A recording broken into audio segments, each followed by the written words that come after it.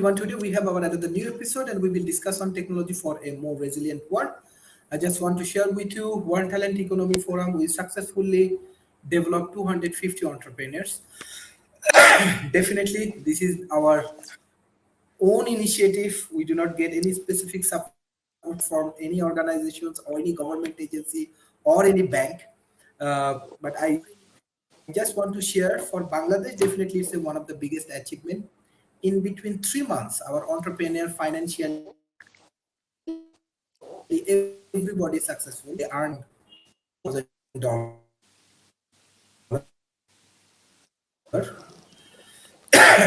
Next 1 year, our entrepreneur can make around $30 million. For Bangladesh, definitely this is very good achievement. I know USA they have different perspective, but as we are startup for business incubators, this is great achievement, and I want to give thanks all of our speakers, those who continuously support World Talent Economy Forum. So, Professor David Smith, what do you want to add for today's session?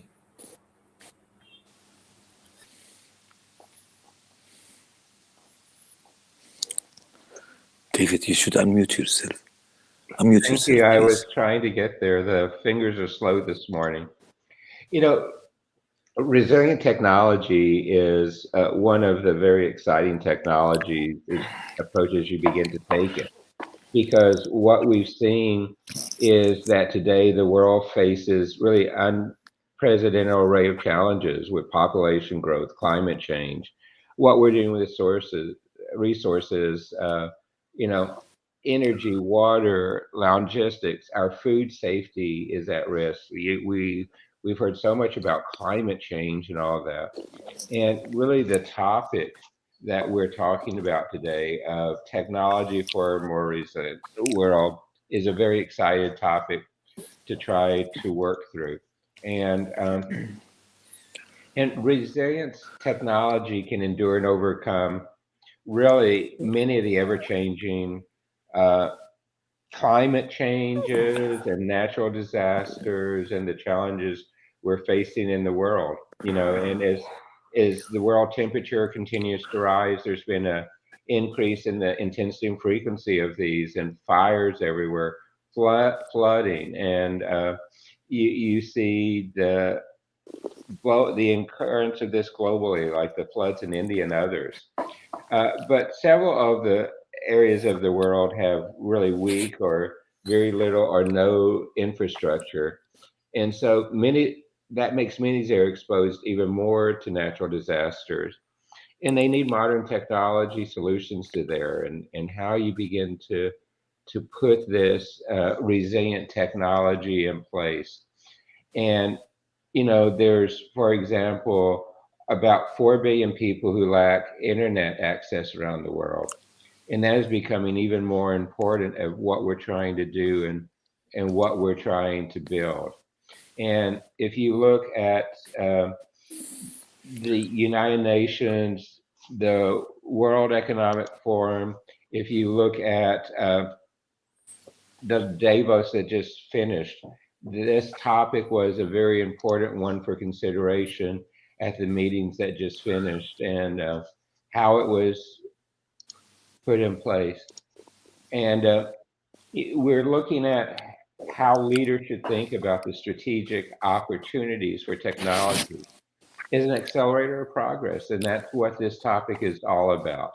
It's how do we use advances in digital technology to connect objects and systems across the world, and be it communications technology, AI, autonomous vehicles, metaverse, digital trends, all of that are continuing to work there. And, as technology continues to evolve, we're going to connect to see more and more tools to help us enhance the human potential, to help us build better organizations, stronger organizations, that the citizens will continue to advance. And we're going to continue to build this global interconnected society.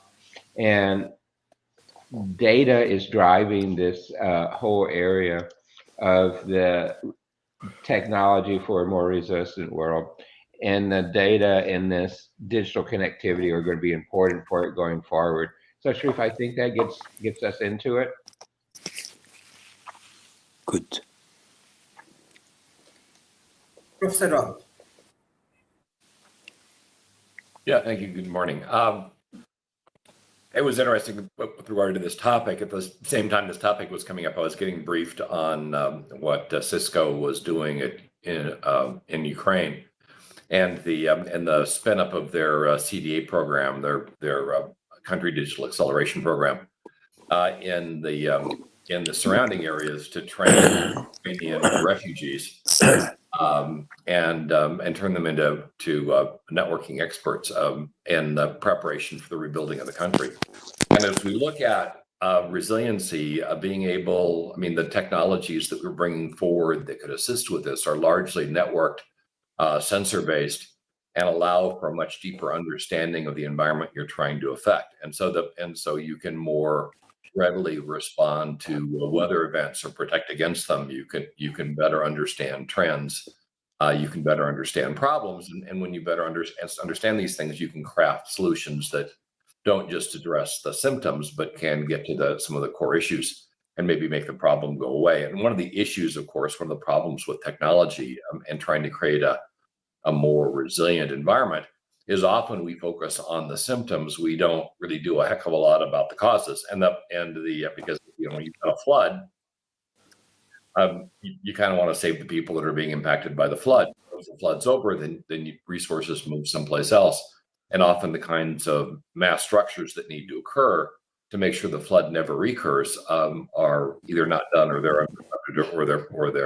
they're poorly implemented. So in the end, Ukraine may emerge with efforts like this, much like Japan did after the Second World War, as a far stronger country than when it went in. And it's critical for Ukraine because right now, one of the problems Ukraine has is the fact that if it joined the EU or NATO, it would arguably be the weakest member. In fact, it would arguably be the weakest member even before the war with Russia began. Certainly after the war, it would be a nation that would require a substantial amount of help. It would not be a nation that could provide a substantial amount of help for the rest of the conglomerate. So by allowing Ukraine to not only emerge from the war, but to emerge from the war stronger than when it went in, it should help Ukraine's ability to join NATO, to join the European Union, and become a fully functional member of those organizations, which in turn would help keep it safe and help keep the war from recurring. Where if that didn't happen, it would undoubtedly be a band-aid, and Ukraine would have to face the very real possibility that Russia might again explore this military option in the future, albeit with much better planning and capability, having learned from its mistakes.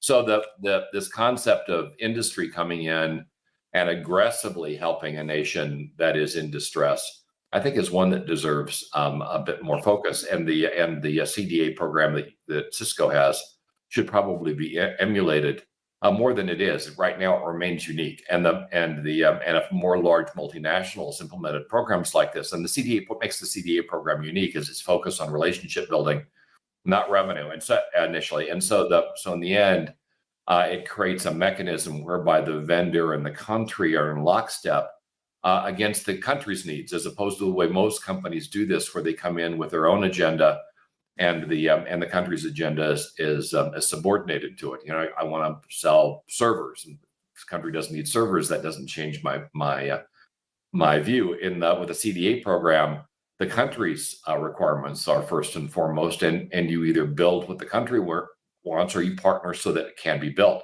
A very different approach, and that allows the CDA program to accomplish what typical vendor-based programs do not, and actually fix things. And so in the end, I think this is a good example of how industry can help countries become more resilient by creating more programs like the CDA program. And by the way, the end benefit for the country is a far deeper relationship for the company, is a far deeper relationship with the country. After it's over, they better understand the country's needs. They can build better products, more successful offerings. They get less switching to other vendors, because the trust exists between the country and the company. And as long as they don't breach that trust, that can be incredibly lucrative, because being displaced or having to constantly face competition can be very costly. And you avoid all of that as long as you maintain that level of trust and prioritize it, so the country's needs are so your revenue requirements are subordinated underneath the country's needs as opposed to vice versa. So it's interesting being used right now to help Ukraine, and it's probably one of a number of things that may help Ukraine emerge like Japan did after this war, far stronger than it went in, and allow Ukraine to be much more resilient against future threats, either natural or man-made, in the future. So it's something worth, at least I thought it was something worth discussing. And that's how I'm going to open. Okay. You want me to start? Yeah, why don't you go ahead and start? Sharif is muted. Okay. Okay, Sharif, you're muted. Now I'm going to shed a more optimistic view on all of this, the relationship between technology and resilience. And is technology enhancing resilience or not? Technology is always for the better of mankind. Since the invention of fire and since old times until today, technology has always made the life of people better. It's better for mankind. It's important to think of the developing world in this, because the modern technology is not equal in the developing world, as David said. It's not equal to the one in the developed world. It's the internet today is the name of the game, the internet. And I think AI will become the norm very soon. It's important to think of the developing world. Modern technology is not equal in the developed world because it's discriminating. But in spite of that, from old times to date, we have been seeing lots of progress in mankind, in the society. Big corporations and universities will be the first users of AI, that's for sure. We must, however, understand that how and where it comes from. Technology is good for mankind. It's the product of its imagination and intelligence of mankind. Resilience is a character of mankind as well. And it is therefore important to keep that in mind. Mankind has always been resilient, no matter what. It's what I say. In spite of climate change, in spite of the war in Ukraine, in spite of the threat of nuclear war, all of this will be overcome. We'll overcome all the obstacles and make life better. History has taught us so. We have never in history, if you look back at our history, we've never been eliminated as mankind. Technology is therefore our way to fighting back. We must never resist it or fight it. Technology is the best way of enhancing our resilience. Technology does enhance resilience, that's for sure. And that's what I want to say for the time being. Thank you so much. Thank you, Dr. Talib Rafal. You always guide us, inspire us to work for grassroots level people. So I just want to share our real audience, real people, those who are getting benefit from this kind of dialogues. And we try to help them to develop as an entrepreneurs, or to say that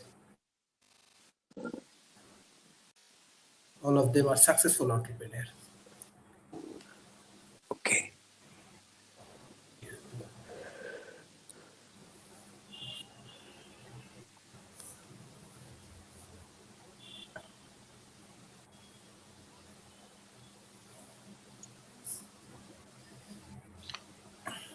So thank you all of our speakers, especially World Talent Economy Forum. We are working for these peoples. We are working for this kind of grassroots level people. Especially I want to give thanks Mr. Nazmul, who is always supporting our projects with all of his resources. Because in these situations, getting financial backup is very, very important for World Talent Economy Forum. From international organization, we tried, different bank we tried, but we do not get enough response. But I'm very, very happy all of our 250 entrepreneurs now. They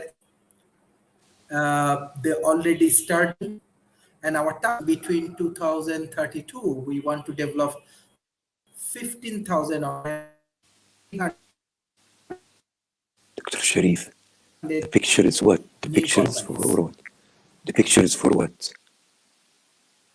Dr. Sharif, the To our picture was audience, for what? Your audience, okay. those who are successful entrepreneurs. Okay. Pictures, our audience, our World Talent Economy Forum audience. The We picture was did taken in training Bangladesh. from our dialogues, Was the from picture our taken? Was the picture taken in It's in Bangladesh? Bangladesh. It's this picture taken Bangladesh. It's in BRAC Learning Center. You know about BRAC? BRAC is Yeah, world largest of NGO. course, So of we course. develop incubator in the BRAC Learning Center. Yeah. Okay. Okay. Thank you, everyone. Just we are trying to develop a resilient world. We need more of your support, more of your guideline, which may inspire more people. Professor David Smith, we are discussing about technology for more resilient world. Uh, but we are from one of the country where technological advancement is really difficult. You can understand that internet and everything is very challenging. But we tried our level best, and hopefully we get more good technology to uplifting this community. So what is your advice for these people? You have to understand my people from grassroots level people, they are not young, they are old enough like you. Some point they are very frustrated, but we try to motivate them and give them a guideline and way of making a resilient world. So what do you think? Professor David Smith. You should unmute yourself, David. Well, Sharif, Yeah. I celebrate your accomplishments there.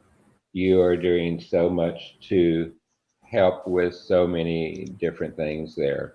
And we're seeing this whole thing going worldwide, and what you're doing in Bangladesh, what we see happening in India is very exciting in this area. The China Plus One is exciting. There's just so many different things there, and it's really going very mainstream.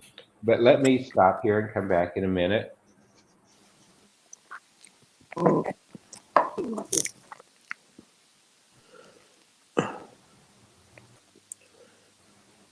Rob, Oh, I'm up. Okay. yeah. Yes. So what was the question? Was there a question? How we can develop more resilient world for this? Yes, for this economy. Well, sure. Technology is definitely difficult, expensive, very challenging. Yeah. It is. Making it more resilient, anything comes with cost. Part of the way to build a more resilient world is to understand the causes of why it's not currently resilient. And some of that is because we are very slow to change. We're facing, for instance, climate change with weather events of massive proportions.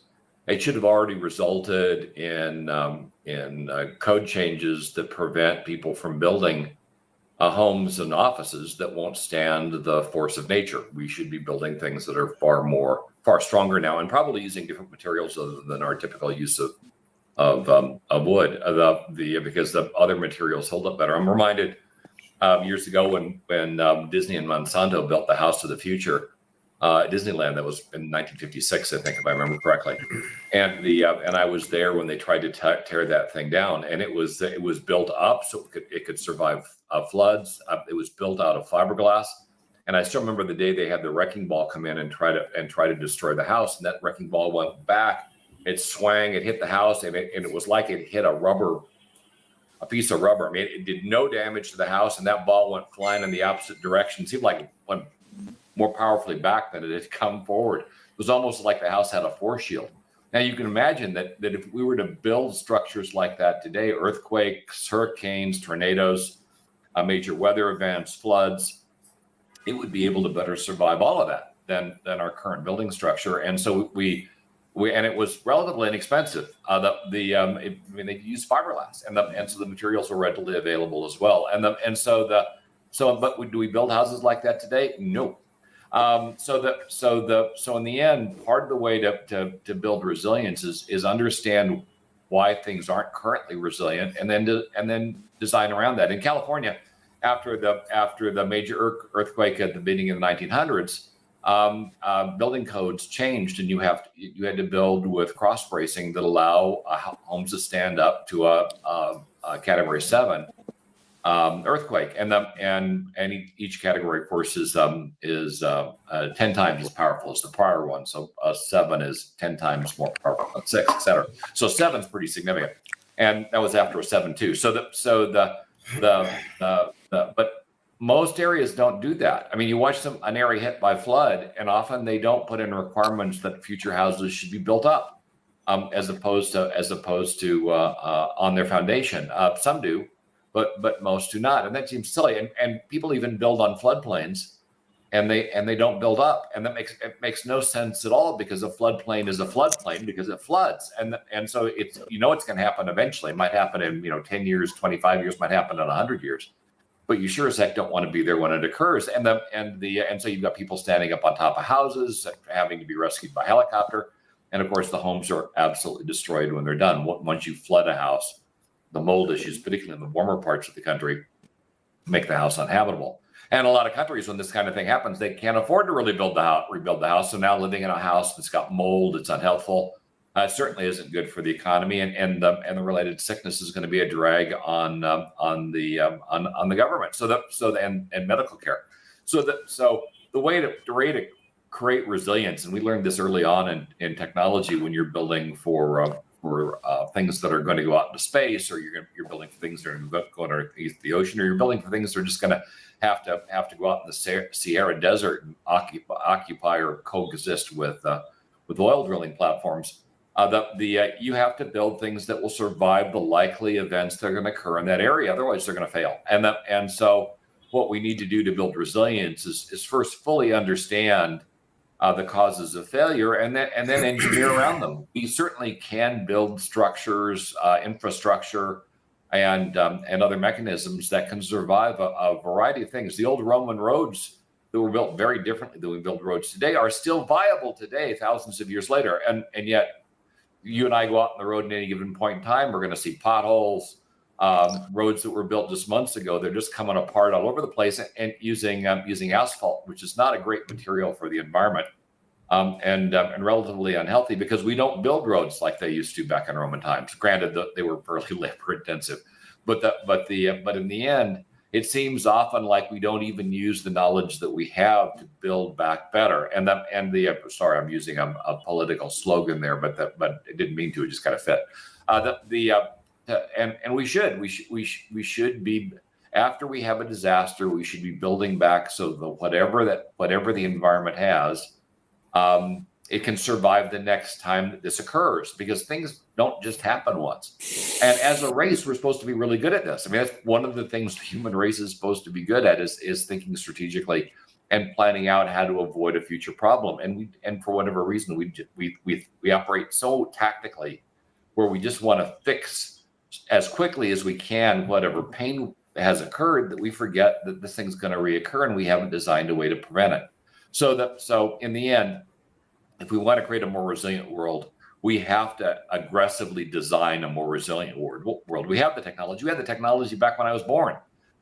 We just have to make use of it, and prioritizing making problems go away, as opposed to prioritizing mitigating the pain after the problem occurs. It costs more, but in the end, then it's something you don't have to deal with again. You can focus on other things. You can focus on hunger. You can focus on water distribution. You can focus on green programs. But you can't really do that if all your people are in refugee camps because their homes have been flooded and their places of business are no longer occupiable. So in the end, you want to build back in a way that is resilient. You need to prioritize building back in a way that's resilient. Otherwise, you're just constantly playing whack-a-mole as one failure reoccurs time over time, and you relearn this lesson without any progress of actually making it go away. Thank you, Rob. Dr. Talib Rafi. Okay. I want to start from where I left last time. I think that mankind will eventually circum all of that. I am a co-chair of a resilience center for tourism in Jamaica, because Jamaica is part of the Caribbean. And the Caribbeans, every year there is a flood there. Every year there is a storm there. And they don't learn from that. So we established that center, and now the center is international center. It's me and the Minister of Tourism there that established that center. Now, resilience is part of mankind's makeup. Mankind have to be resilient. They are always resilient. And technology is the way that we could move resilience into becoming more effective. Now, I disagree with Rob a little bit on the pessimistic note that he ended up with, because I'm sure that mankind will wake up and will do what is right to do. Mankind will never allow themselves to go to the path of destruction. And that's something that we need to keep in mind. That's what I wanted to say now. Thank you. Thank you. Thank you. Professor David Smith, then I request Mr. Rob. When we discuss about resilient world, do you believe that the tech company, they thought about this resilient world, or they just try to make control over people? Depends on the company. Not all companies are created the same. It really kind of depends on the company and its leadership. So I mentioned Cisco when we started. They are aggressively green. They've embedded it in their culture. There are other companies that operate this way. IBM has historically recognized it's probably the oldest large-scale tech company in existence still. I was there at their 100-year anniversary event. And they recognize that if you want to live a long time as a company, you have to think strategically, not only in terms of company operations, but in terms of integrating yourself in the countries in which you operate and ensuring those countries survive, or helping ensure those countries survive and flourish. Otherwise, you're going to lose the business. But most companies operate highly tactically. And one of the problematic changes that has occurred is the massive influx of hedge fund managers onto corporate boards. And that's really forced corporate leadership to become far more tactical, overly focused on profits and margins and short-term gains at the sacrificing long-term strategic advantages. And I'm not just talking about long-term strategic advantages in terms of humanity in the world. I'm talking about long-term strategic advantages in terms of the company itself. That's why we're having trouble with companies really lasting much longer than a couple decades, because they're being forced to think tactically and they're not planning even for their own future. So it really depends on the company. Some companies are aggressively thinking about the fact they live on a planet and they want to have a part to play in terms of saving the planet. The majority of companies out there, though, are unfortunately heavily constrained by these hedge fund managers and forced to excessively focus on quarterly profits. And the end result is they don't have the bandwidth to focus on those bigger issues, because they recognize that if they do, the executive management is going to lose their job, and these hedge fund managers are going to act against them, and they're incredibly powerful.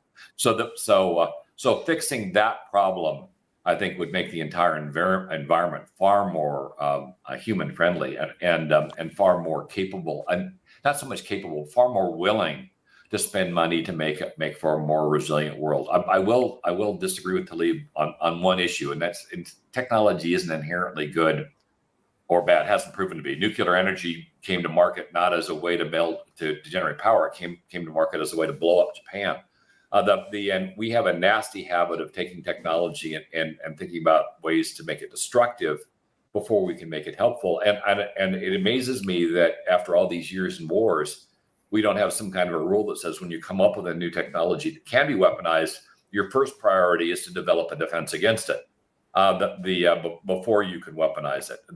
Otherwise, it can get out of hand. And nuclear weapons, we have the capability to destroy the planet, which makes no sense to me whatsoever. Why would you develop something that could destroy your own home? That's not the way you should be thinking. But you can certainly understand how they got there. The idea that, well, if they've got it and I don't, they're going to use the threat of that to take me over, so I need it too. And now we've got more nuclear weapons than supposedly we have. That if everybody were to light off their nuclear weapons, we wouldn't have a place to live anymore, and that's just nuts. So in the end, I think the more sane members of society should be implementing a series of rules more aggressively. One, really get this tactical corruption out of corporations that's causing them to think short, to be as short-sighted as they are, and it's for the good of the stockholders as well as for the good of the company and the good of the world.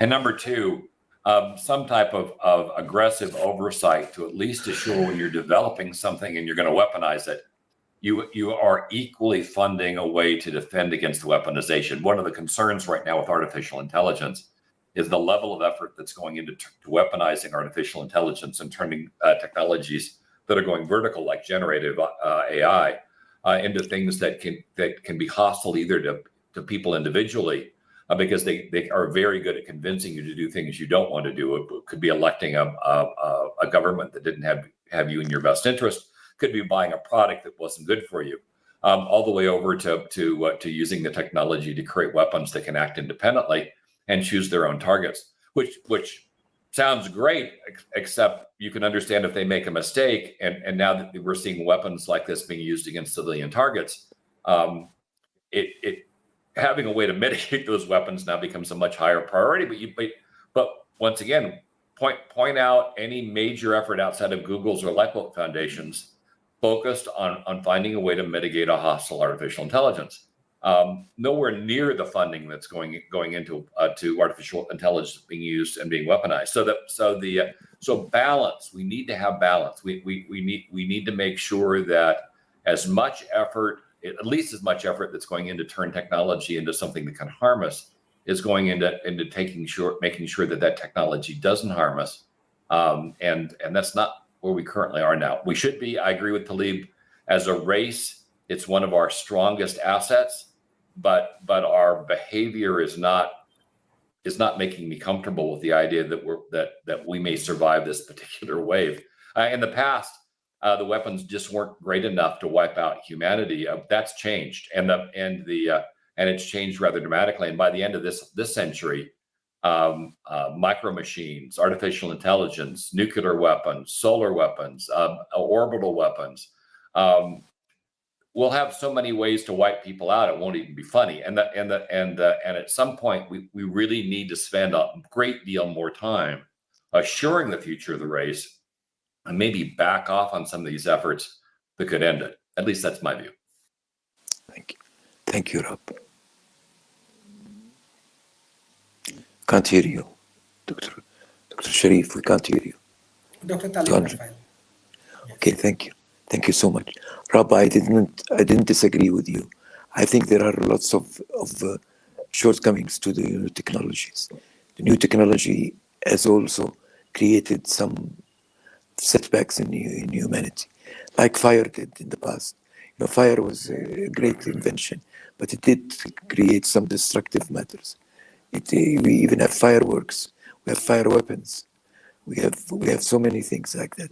But mankind is able to manage it eventually. Just like they were able to manage the attack on Japan. Japan is now a better place. What I'm trying to say here, I may be naive a little bit, but I'm saying that mankind will come together, and they will eventually do it. They have to do it. They know they will. Whether it's climate change or nuclear weapons or any other of these destructive things, we should never, ever be in the way of technology, because resilience is dependent on technology. Really, that's what it's depending on. That's what I wanted to say. Thank you very much, Rob. David. Professor David.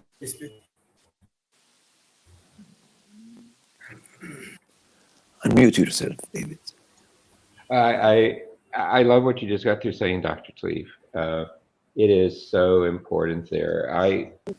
I love looking at what is happening globally in this whole area, and the systems,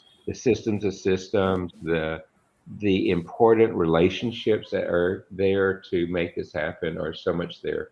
But also, we see, for example, the growth of the Internet of Things happening here, digital twins and things. We have globally an incredible demand for things to become more intelligent, to become more connected. And You know, if you look back at the start of the pandemic, we had a lot of business as usual. Then all of a sudden, everybody was at home. They were working from home. School was from home. Supply chains was there, but then we needed to change the way we communicated. Most of the networks were designed to have all the services at the big offices and factories, but now we had to reverse it and do it. And then we also began to realize that we needed more sensors. We needed the things to connect to the assets. And so what we've seen today, and this is such a great topic for it, is we've seen the trend of technology not being just a device, but it's how we take knowledge. It's how we begin to solve problems. So I like to say technology is now almost seen as an intelligence.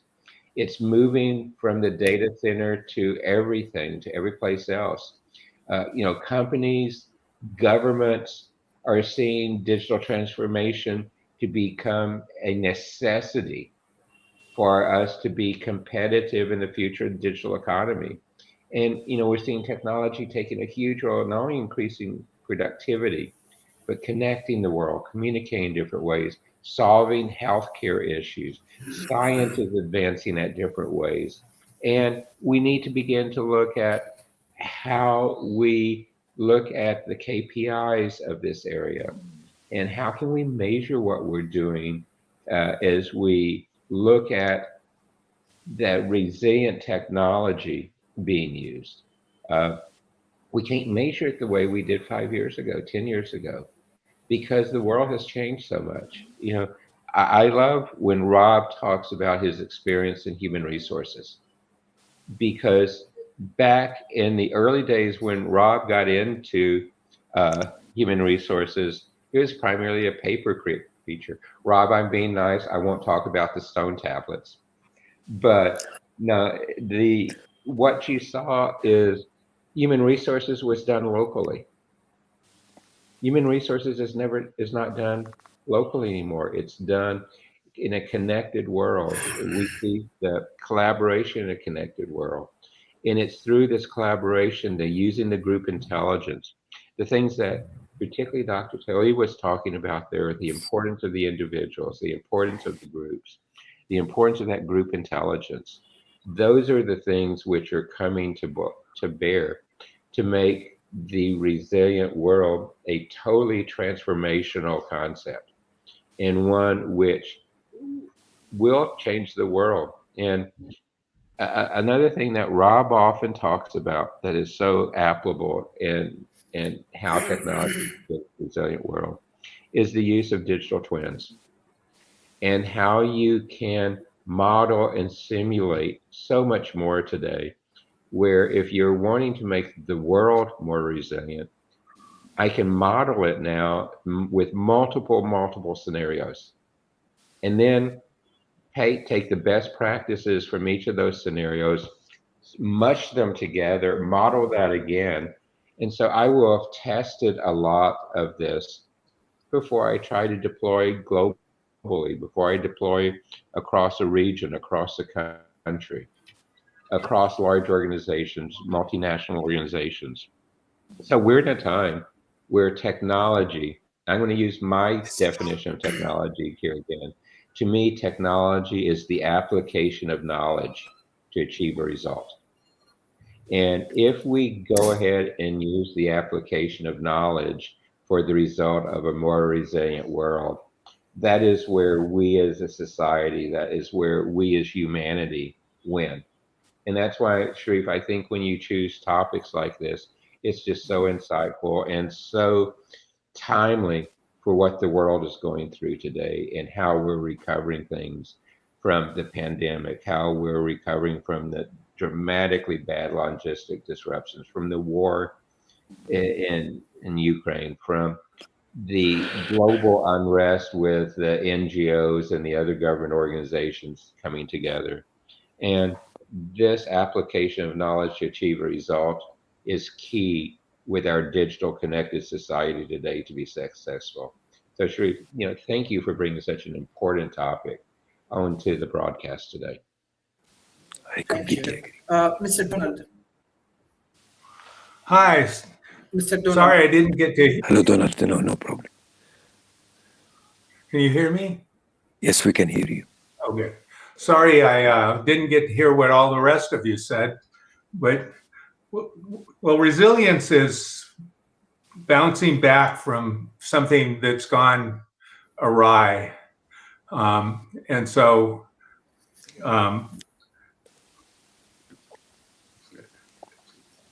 technology's been helping us a lot in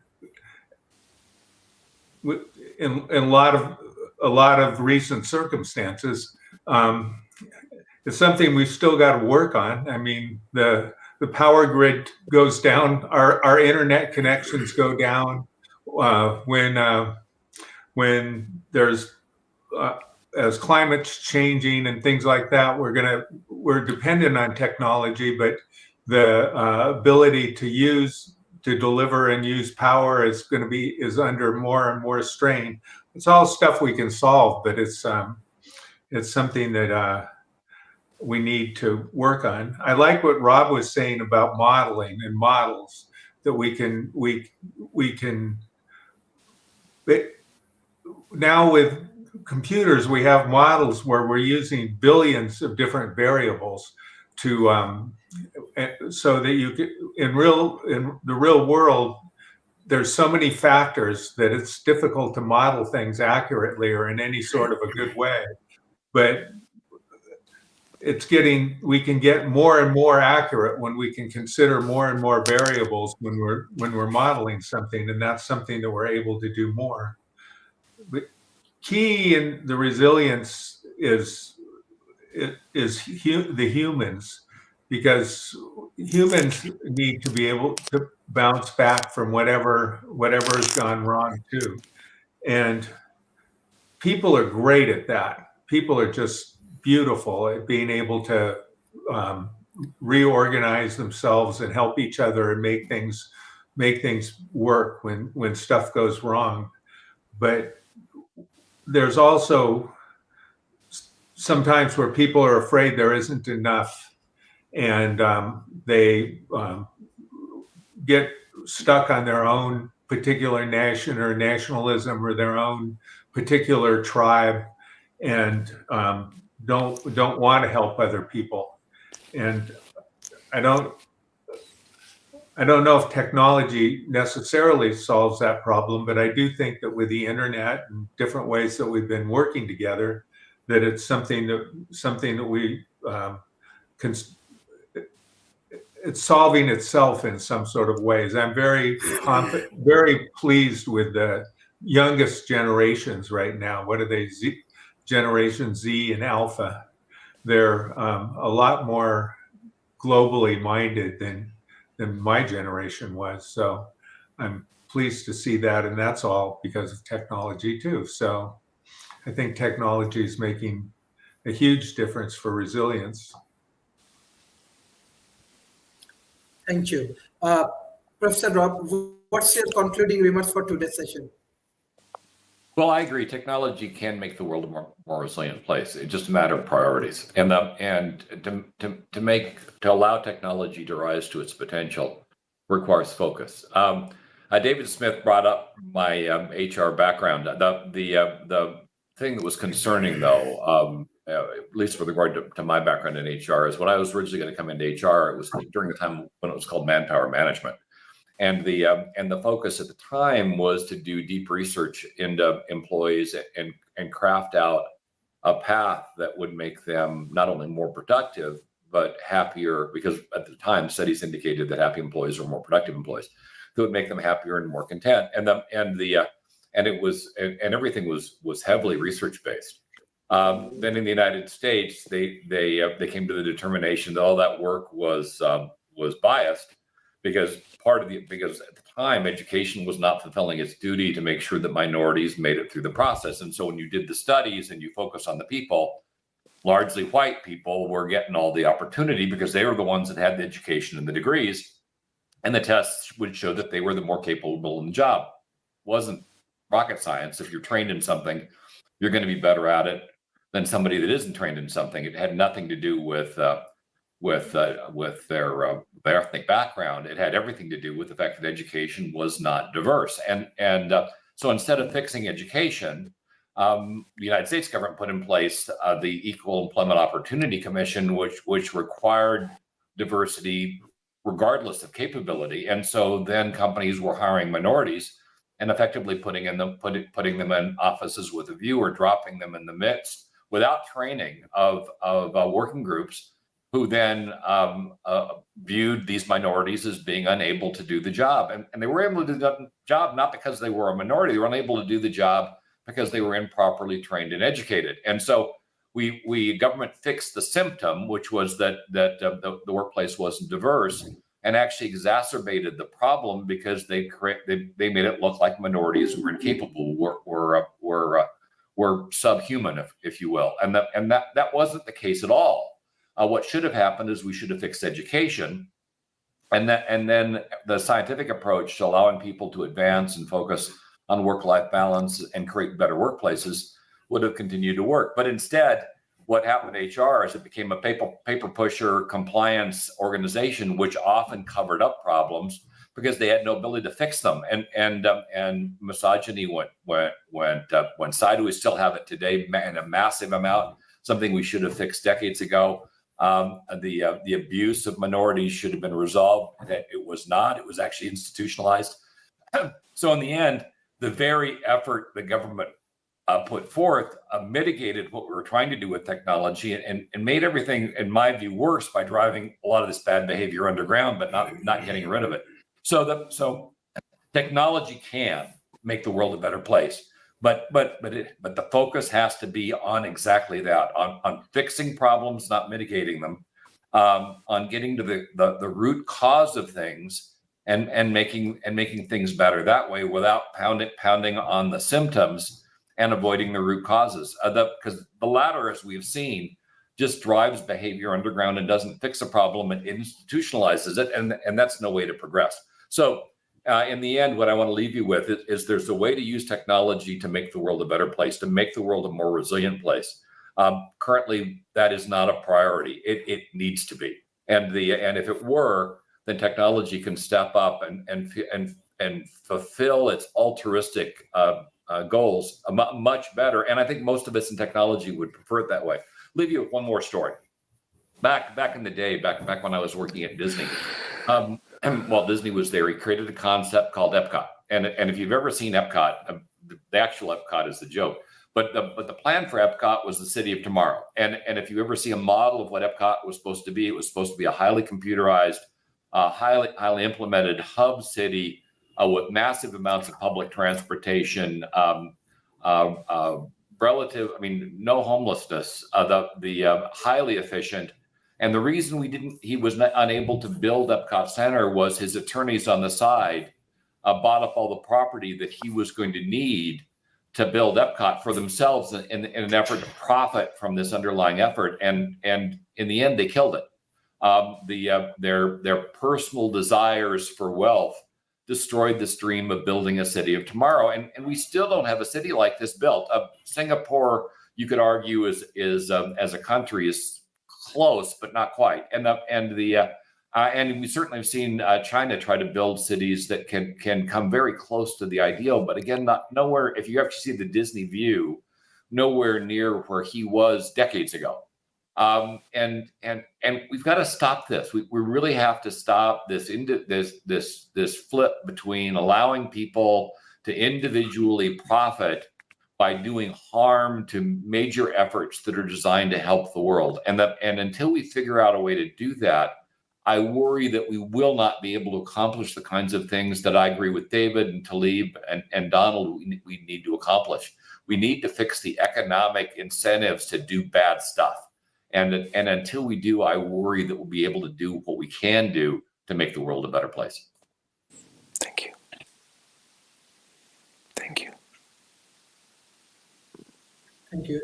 Dr. Talib, what's the Okay. I want to agree with Dr. Robin Talib. all what he said. But the point is this, what I'm trying to make here. I'm trying to see the other side of the story, the other view of the story. which is a positive one. I thought that you in the United States are more positive than we are in our part of the world, but it turns out to be no. Because what I'm seeing here is an analysis of why things did not work. But we can't see how things worked actually, because things are working now. Things are working, whether we like it or not, whether we admit it or not. They're working slower than they should, of course, but they are working. And the world is becoming a better place because we are embracing technology. That's what I'm trying to say here. I'm trying to say that the developing world will become better, definitely. And the war in Ukraine is an example of that. You mentioned the war in Ukraine. The war in Ukraine had to happen because some of the weapons that are used in the United States had to be used somewhere.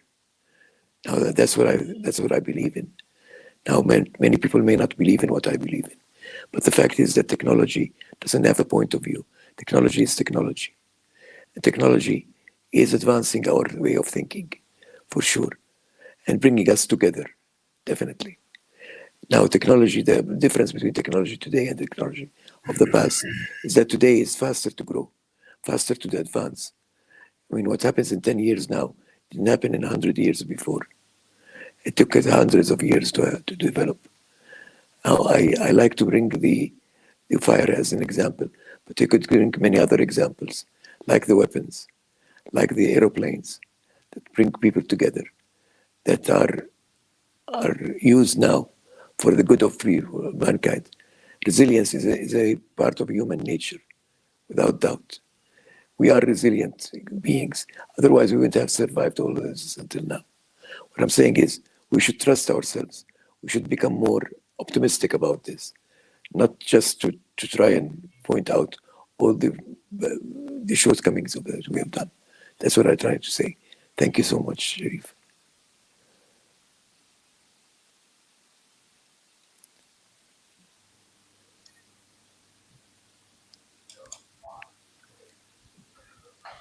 Okay. David. Thank you. Being for today. Dr. Sharif, thank you for today. I believe Tlaib couldn't have said it better there, is that it really works to help change the world that way. You know, and I love Rob talking about from the briefing he was on with Cisco earlier, Yeah. as it changes its CDA program to help not just the country, but the refugees from Ukraine in that. So that is one of the ways you help change the world in a resilient manner, is bringing things to help not just the direct impact, but the secondary impact. And, you know, what is kind of interesting is um, the war in Ukraine, which I think is a multifaceted reason, uh, Dr. Talif, not just the one you mentioned, but I think it goes all the way around from even Russia trying to have a platform for it to sell more arms to other nations and things. Um, but I think it's a complex problem. But the programs like what Cisco is doing uh, is so critical because it's not the direct war. It's what do we do with the people? What do we do with the refugees? How do we put those programs in place that can be impactful for humanity and across humanity? And that is where I really want to see a lot of the technology as we're developing it around the metaverse, around the digital twins, around all the elements of enhanced AI.